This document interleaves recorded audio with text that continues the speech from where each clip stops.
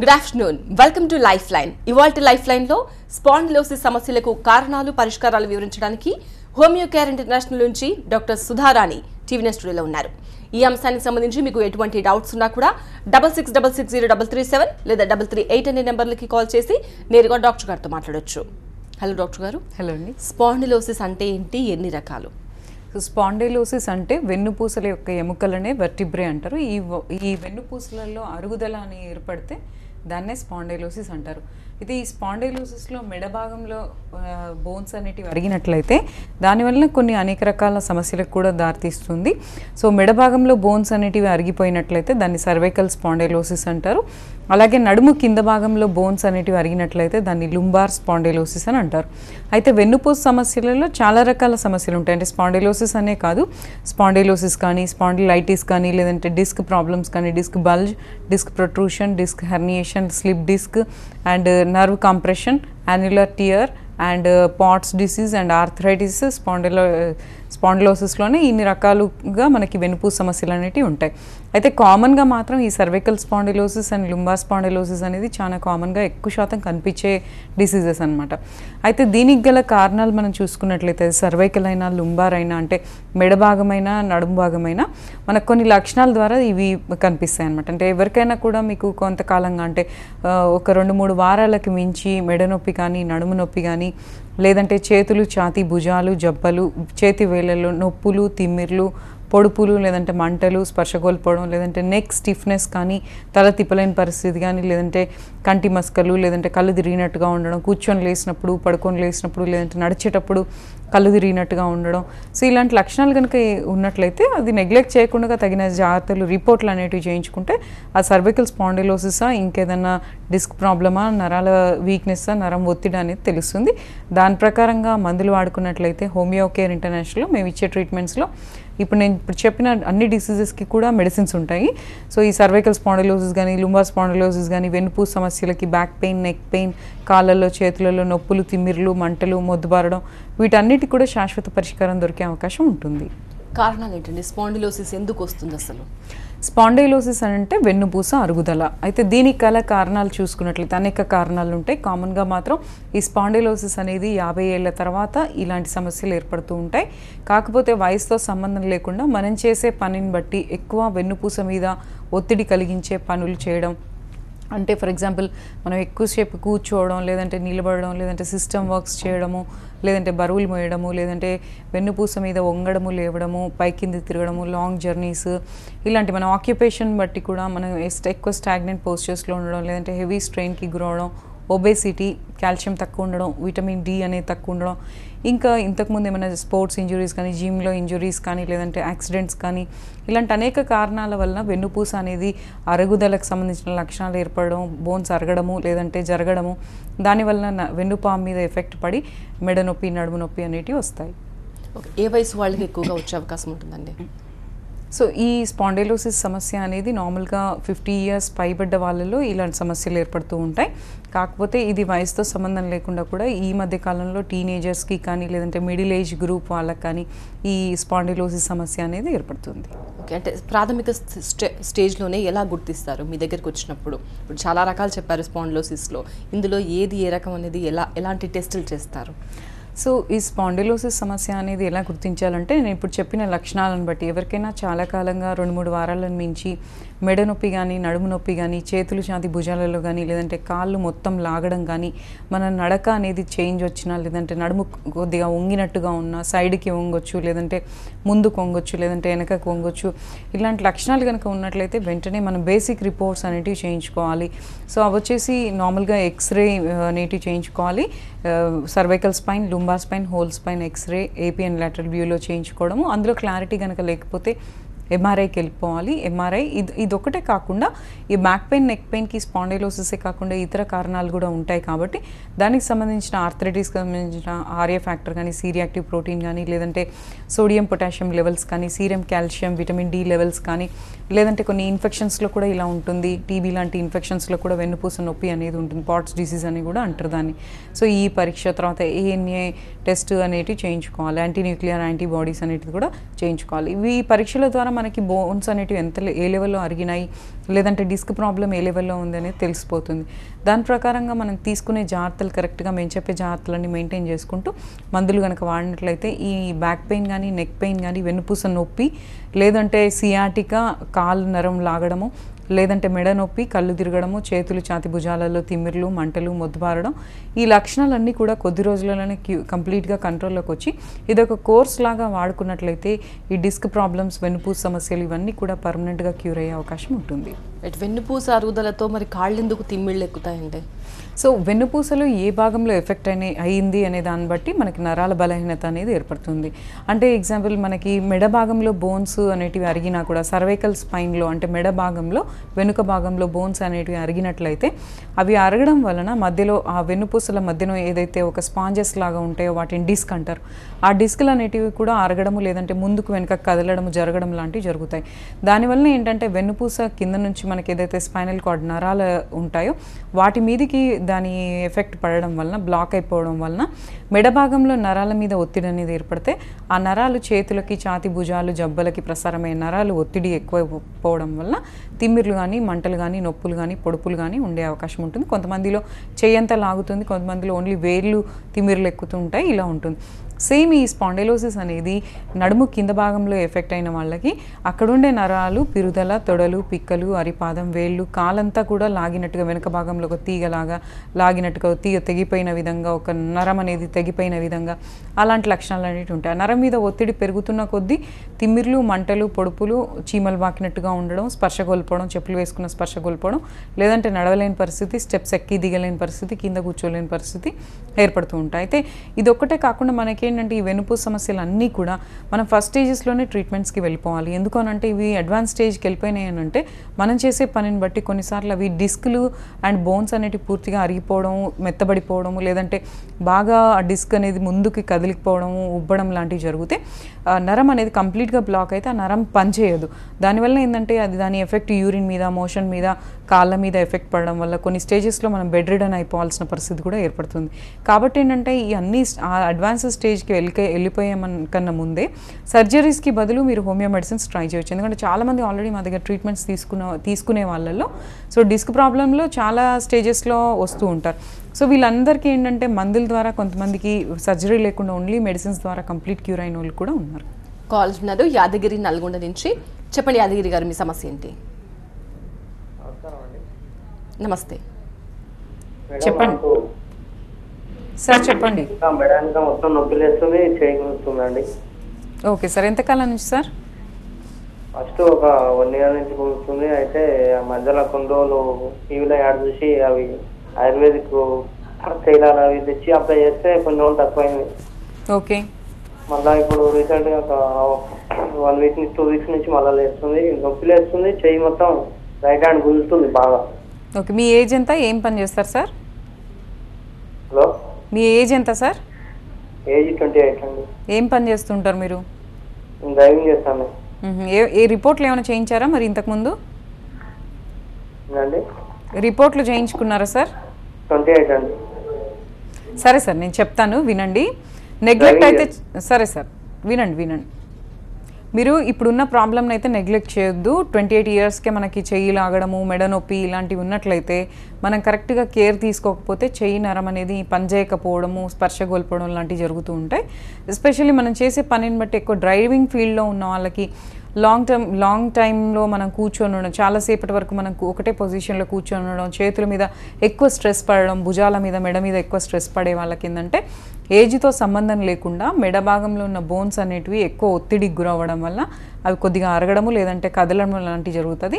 దానివల్ల ఏంటంటే మెడ భాగంలో ఉండే నరాలు ఎక్కువ శాతం చేతులకు ప్రసారమైన నరాలు, జబ్బలు, లేదంటే ఛాతి, తర్వాత మెడతో పాటు కళ్ళు గుంజినట్టుగా ఉండడం, కళ్ళు తిరిగినట్టుగా ఉండడం, చేతులలో స్పర్శ కోల్పోయినట్టుగా ఉండడం, ఇది ఒక సైడ్ ఉండొచ్చు, లేదంటే 2 సైడ్లు ఉండొచ్చు. రాను ఏంటంటే చేతి వేళ్ళలో తిమ్మిర్లు, పట్టు అనేది తగ్గే అవకాశం ఉంటుంది. సో ఆ దశలకు వెళ్ళకుండానే ఫస్ట్ మీరు కేర్ అనేది తీసుకోవాలి. చేసుకోండి. దీనికి తీసుకోవాల్సిన జాగ్రత్తలు వచ్చేసి కొద్ది రోజుల వరకు కొంచెం కంప్లీట్ బెడ్ రెస్ట్ అనేది తీసుకోవాలి. చేతుల మీద, భుజాల మీద, మెడ మీద ఒత్తిడి పడే పనులు చేయకూడదు. కొద్దిగా జర్నీస్ తగ్గించుకోండి. ఇంకా కంపల్సరీ పని తప్పదు అని అనుకుంటే ఇది సర్వైకల్ కాలర్ బెల్ట్ సపోర్ట్ తీసుకోండి. మీరు ఆ బెల్ట్ కొనుక్కోండి, నెక్ పెయిన్ బెల్ట్. అది కొంతకాలం మీరు యూజ్ చేస్తూ హోమియోపతి మెడిసిన్స్ యూజ్ చేయండి సార్. దీనివల్ల మీకు లాభం ఏంటి అని అంటే లైఫ్ లాంగ్ వాడాల్సిన పని ఉండదు. కొంతకాలం రెగ్యులర్గా వాడితే బోన్స్లో ఏమైనా అరుగుదల ఉన్నా, గట్టితనం లేకపోయినా, ఇంకా నరం ఒత్తిడి ఉన్నా కూడా అవి నయం అయిపోయి ఫ్యూచర్లో రాకుండా ఉంటాయి. మీకు చేతుల మీద తిమ్మిర్లు కానీ ఇవేమైనా ఉంటే కంప్లీట్గా క్యూర్ అవుతాయి. అయితే ఇట్లా అడ్వర్టైజ్మెంట్స్ ద్వారా చూసి ట్రీట్మెంట్స్ తీసుకున్నా కూడా నా సలహా ఏంటంటే ఎవరికైనా కూడా జస్ట్ అడ్వర్టైజ్మెంట్సే కాకుండా ఫస్ట్ పర్సనల్గా డాక్టర్ని కలవాలి. డాక్టర్ సలహా ప్రకారం మందులు వాడుకుంటేనే ఈ ట్రీట్మెంట్స్ అనేటివి సక్సెస్ఫుల్గా ఉంటాయి. అవి ఫ్యూచర్లో రిపీట్ కాకుండా ఉంటాయి. డాక్టర్ గారు, యాంకిలోసిస్ స్పాండిలోసిస్ అంటే ఏంటండి?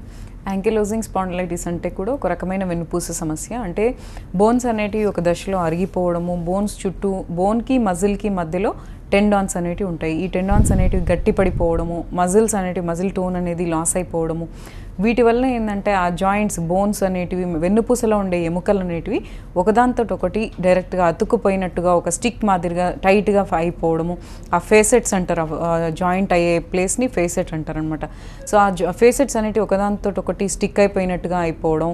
సో దీనివల్ల ఏంటంటే ఒక స్టేజ్లో మనం రెగ్యులర్ ఎక్సర్సైజ్ కనుక లేనట్లయితే ఈ యాంకిలోజింగ్ స్పాండిలైటిస్లో సో వెన్నుపూస యొక్క పొరలు అనేటివి కూడా వాపుకు గురయ్యి, ఆ టెండన్స్ అనేటివి టైట్ అయిపోయి, కండరాలు కూడా టైట్ అయిపోయి, వెన్నుపూస అంతా ఒక స్టిక్ లాగా మాదిరిగా తయారైపోవడం వల్ల మూమెంట్ ఫ్లెక్సిబిలిటీ అనేది తగ్గిపోవడము, గూని అనేది రావడము. సో ఇంకా బోన్స్ అనేటివి పూర్తిగా అరిగిపోయి మన నిలబడి కూర్చొని నడిచే పోస్చర్స్ అనేటివి డీఫార్మిటీస్కి వెళ్ళిపోవడము, నడక అనేది చేంజ్ అయిపోవడం లాంటివి జరుగుతూ ఉంటాయి. సో ఈ యాంకిలోజింగ్ స్పాండిలైటిస్ అనేది కూడా ఒకసారి వస్తే ఈ వెనుపూస సమస్యలన్నీ కూడా ఇవి మొండి వ్యాధులనే చెప్పుకోవచ్చు. దాదాపుగా మనకేందంటే తగ్గుతూ పెరుగుతూ అవి లైఫ్ లాంగ్ ఉండిపోతే సఫరింగ్ కూడా అదే విధంగా ఉంటుందన్నమాట. కాబట్టి ఇలాంటి వాటికి కూడా మీకు ట్రీట్మెంట్స్ ఉన్నాయి. హోమియోకేర్ ఇంటర్నేషనల్ రూట్ లెవెల్ నుంచి క్లియర్ అయిపోయేందుకు ట్రీట్మెంట్స్ ఉన్నాయి. సో దీంతో పాటు మీరు కొద్దిగా లైట్ ఎక్సర్సైజ్ ఆర్ స్విమ్మింగ్ ఇలాంటివి చేసుకుంటూ మీరు హోమియో మెడిసిన్స్ కనుక ట్రై చేసినట్లయితే యాంకిలోజింగ్ స్పాండిలైటిస్ కానీ అదొకటే కాకుండా వెన్నుపూస సమస్యలు అన్నిటికీ కూడా శాశ్వత పరిష్కారం దొరికే అవకాశం ఉంటుంది. అయితే వెన్నుపూస సమస్యలు ఉన్న వాళ్ళకి తీసుకోవాల్సిన జాగ్రత్తలు వచ్చేసి బరువులు ఎక్కువ మోయకూడదు. కొంతకాలం పాటు నేను చెప్పే జాగ్రత్తలు అయితే వెన్నుపూస సమస్యలు, బ్యాక్ పెయిన్, నెక్ పెయిన్ ఉన్న వాళ్ళు పాటించాల్సి ఉంటుంది. సో అవేంటి అని అంటే మెత్తటి పరుపులు యూజ్ చేయొద్దు, ఒక ఫ్లాట్ సర్ఫేస్ మీద పడుకోవాలి ఎక్కువ శాతం. అది కూడా కొద్దిగా కాయర్ బెడ్ అయితే బెస్ట్. ఫ్లాట్ సర్ఫేస్ మీద బల్ల మీద పడుకోవడం బెటర్ అండి. కింద పడుకోవడం కన్నా బల్ల మీద పడుకోవడం బెటర్. ఎప్పుడు లేసినా కూడా ఒక సైడ్కి మళ్ళీ చేతుల మీద లేయాలి. తర్వాత ఎప్పుడు కూర్చున్నా కూడా బ్యాక్ సపోర్ట్తో కూర్చునేటట్టు చూసుకోవాలి. ఎక్కువ జర్నీస్, ఎక్కువ నిలబడి ఉండడం, ఎక్కువ బరువులు మోయడము, లేదంటే పైకి కిందికి తిరగడం, ఇవన్నీ కూడా అవాయిడ్ చేసుకుంటూ కొంచెం బెడ్ రెస్ట్ అనేది తీసుకుంటూ మీరు హోమియో మెడిసిన్స్ కనుక ట్రై చేస్తే సో మన పోస్చర్స్ కూడా కరెక్ట్ అవుతాయి. ఎందుకంటే మా దగ్గర ఆల్రెడీ ఎగ్జిస్టింగ్ పేషెంట్స్లో ఇట్లా వంగిపోయిన వాళ్ళు కూడా మందులు వాడుతూ మళ్ళీ స్పైన్ అనేది స్ట్రైట్ అయిన వాళ్ళు ఉన్నారు. సో అలా మేము చెప్పే మేనేజ్మెంట్ ఫాలో అవుతూ మెడిసిన్స్ కనుక కొంతకాలం కోర్స్ లాగా యూజ్ చేస్తే వెనుపూస సమస్యలన్నీ కూడా సర్జరీ లేకుండా దాదాపుగా మనకి శాశ్వత పరిష్కారం దొరికే అవకాశం ఉంటుంది. మరో కాలర్ శాస్త్రి శ్రీకాకుళం నుంచి కాల్ చేస్తున్నారు. చెప్పండి మీ సమస్య. చెప్పండి సార్. టీవీ ఆఫ్ చేసి ఫోన్లో మాట్లాడండి శాస్త్రి గారు.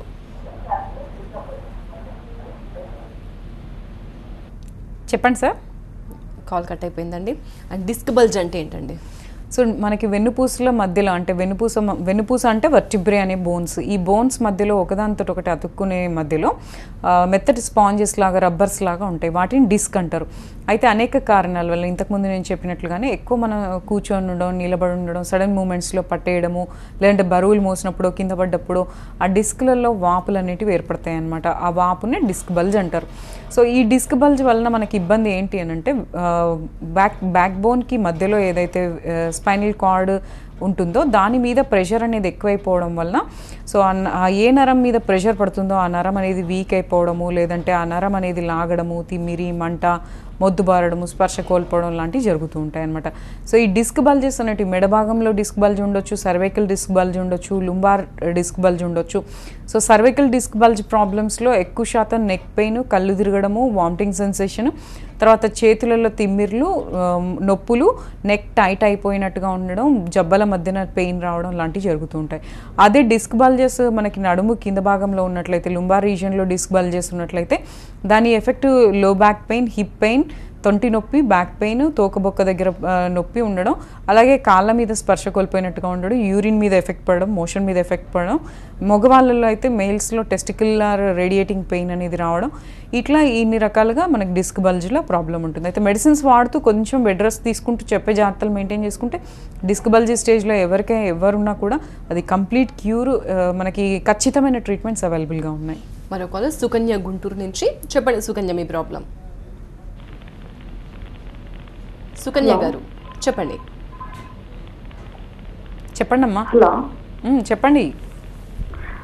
గుడ్ ఆఫ్టర్నూన్ డాక్టర్ గారు. గుడ్ ఆఫ్టర్నూన్ అండి. నాకు లోయర్ బ్యాక్ పెయిన్ వస్తుంది and legs hip pain, legs pain, కాళ్ళల్లో నరాలు లాగుతున్నట్టున్నాయి, బాగా లాగుతున్నాయి, గుంజుతున్నాయి. ఓకేమా. అంత ముందేమో హ్యాండ్స్కి వచ్చినాయి, హ్యాండ్స్ కూడా నరాల్లో చేతికి నరాలు లాగుతున్నట్టు గుంజుతున్నట్టున్నాయి. Abdominal digestion and pelvic region లో కూడా పెయిన్ ఉంటే స్కానింగ్ చేశారు, అల్ట్రాసౌండ్ చేస్తే యూటీఐ సిస్టిసిస్ అని చెప్పారు. మెడిసిన్ వాడాను, అయినా తగ్గలేదు. పెల్విక్ రీజన్ లో పెయిన్ వస్తుంది, బ్యాక్ పెయిన్ వస్తుంది, కాళ్ళలో నరాలు అవుతున్నాయి. దేనికి సంబంధించింది? ఎంతకాలం నుంచి వస్తుందమ్మా ఈ బ్యాక్ పెయిన్? ఇదేమో 1 month నుంచి ఉంటుంది బాగా. అంతకుముందు చేతుల్లో నరాలు గుంజడం, కాళ్ళలో నరాలు గుంజడం అలా జరిగేది. వెయిట్ ఎంత ఉన్నారు? ఈ మధ్య ఇండైజెషన్ గా మళ్ళీ ఒక్కోసారి మోషన్ అలా అవుతుంది. వెయిట్ ఎంత ఉన్నారు మీరు? నేను 48 ఉన్నా. ఏజ్ ఎంత? ఏజ్ 26. మ్యారీడా? మ్యారీడ్, 2 years అయింది. పిల్లలు ఉన్నారమ్మా? లేదండి. ఓకే, చెప్తానమ్మా. బ్యాక్ పెయిన్కి చాలా కారణాలు ఉంటాయమ్మా. బ్యాక్ పెయిన్కి వెన్నుపూస సమస్యలు ఒక కారణం ఉండొచ్చు. అదొకటే కాకుండా ఎముకలు గట్టిగా లేని వాళ్ళకి, కాల్షియం, విటమిన్ డి తక్కువ ఉన్న వాళ్ళకి, ఫీమేల్స్లో, లేడీస్లో ఎస్పెషల్లీ బ్యాక్ పెయిన్స్ అనేటివి మనం చేసే పని ఒత్తిడి వలన కావచ్చు, లేదంటే ఇంతకుముందు ఏమైనా సర్జరీస్ వలన కావచ్చు, లేదంటే సిజేరియన్స్, లేదంటే డెలివరీస్. అంటే కామన్గా చెప్తున్నాను, మీ విషయంలో అయితే మేబీ పని ఒత్తిడి ఉండొచ్చు, లేదంటే యూటీఐ అని చెప్పారు మీరు, మేబీ యూరిన్ ఇన్ఫెక్షన్స్ సివియర్గా ఉన్న, గైనిక్ ప్రాబ్లమ్స్ ఏమైనా ఉన్నా కూడా దాని ఎఫెక్ట్ హిప్ పెయిన్స్ లాగా, తొంటి నొప్పి లాగా వస్తూ ఉంటుంది అనమాట. ఇన్ఫెక్షన్ సివియారిటీ అనేది ఎక్కువ ఉంటే కిడ్నీ రీజియన్లో మనకి వాపులాగా రావడం వలన, దాని వలన కూడా మనకి తొంటి నొప్పి లాగా రావడం, దాని ఎఫెక్ట్ వలన ఈ థై ఫోల్డింగ్స్ నుంచి కాళ్ళ వరకు కూడా లాగినట్టుగా ఉండడం, నొప్పి అనేది ఉంటుంది. సో దీన్ని నెగ్లెక్ట్ చేయకండి. నెగ్లెక్ట్ చేస్తే ఇన్ఫెక్షన్ సివియారిటీ ఎక్కువైతే కూడా మంచిది కాదండి. అది యూరిన్ మీద ఎఫెక్ట్ చూపిస్తుంది, కిడ్నీస్ మీద ఎఫెక్ట్ చూపిస్తుంది, ఇంకా అదర్ రీజన్స్కి కూడా స్ప్రెడ్ కావచ్చు. అయితే ఫస్ట్ మీరు complete urine examination and ultrasonography ఈ రిపోర్ట్స్ చేయించుకొని, అలాగే మీకు బ్యాక్ పెయిన్ సివియారిటీ ఎక్కువ ఉన్నట్లయితే లుంబోసాక్రల్ స్పైన్ ఎక్స్రే, ఒకటి ఎల్ఎస్ స్పైన్ ఎక్స్రే తీయించుకొని, మీకు వీలైతే మా నియరెస్ట్ బ్రాంచ్ ఎక్కడైనా కన్సల్ట్ అవ్వండి. జస్ట్ ఫ్యూ డేస్ మెడిసిన్స్ వాడితే ఈ బ్యాక్ పెయిన్ అనేది తగ్గిపోతుంది. బట్ దానికి తగ్గట్టుగా ఏమైనా కిడ్నీ స్టోన్స్ కానీ, యూరిన్ ఇన్ఫెక్షన్ కానీ ఇలాంటివి ఏమైనా ఉన్నాయని తెలిస్తే మాత్రం కోర్స్ లాగా వాడుకుంటే ఈ ప్రాబ్లం పర్మనెంట్గా క్యూర్ అవుతుంది. బట్ ఎలాంటి చికిత్సలు అందుబాటులో ఉన్నాయండి హోమియోకేర్ ఇంటర్నేషనల్లో లేటెస్ట్గా?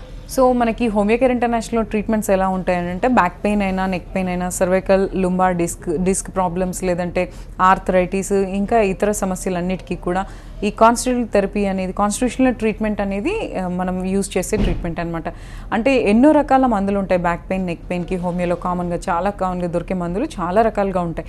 వాటితో కూడా మనకి పెయిన్ రిలీఫ్ అనేది ఇన్స్టెంట్గా వస్తుంది. కానీ కాన్స్టిట్యూషనల్ ట్రీట్మెంట్ స్పెషాలిటీ ఏంటి అని అంటే, అది పూర్తిగా మనకి వ్యాధి లక్షణాలు, మానసిక లక్షణాలు, తర్వాత రిపోర్ట్స్ అన్నిటికి కన్సిడర్ చేసుకొని మనకి 1000 మందులలో సూట్ అయ్యే మెడిసిన్స్ కొన్ని ఉంటాయి అన్నమాట. అవి కరెక్ట్ డోసెస్లో వాడుకుంటూ మేము చెప్పే జాగ్రత్తలు తీసుకున్నట్లయితే జస్ట్ ఇంటర్నల్ మెడిసిన్స్ ద్వారానే నరాల ఒత్తిడి తగ్గుతుంది, నరాల బలహీనత తగ్గుతుంది, వెన్నుపూస బలంగా తయారవుతుంది. దానివల్ల తిమ్మిర్లు, మంటలు, మొద్దుబారడం, స్పర్శ కోల్పోవడం, చీమలు వాకినట్టుగా ఉండడం, సో ఇలాంటివన్నీ, స్టిఫ్నెస్ కానీ, ఇవన్నీ కూడా లక్షణాలు కొద్ది రోజులలోనే మనకి కంట్రోల్లోకి వచ్చేస్తాయి.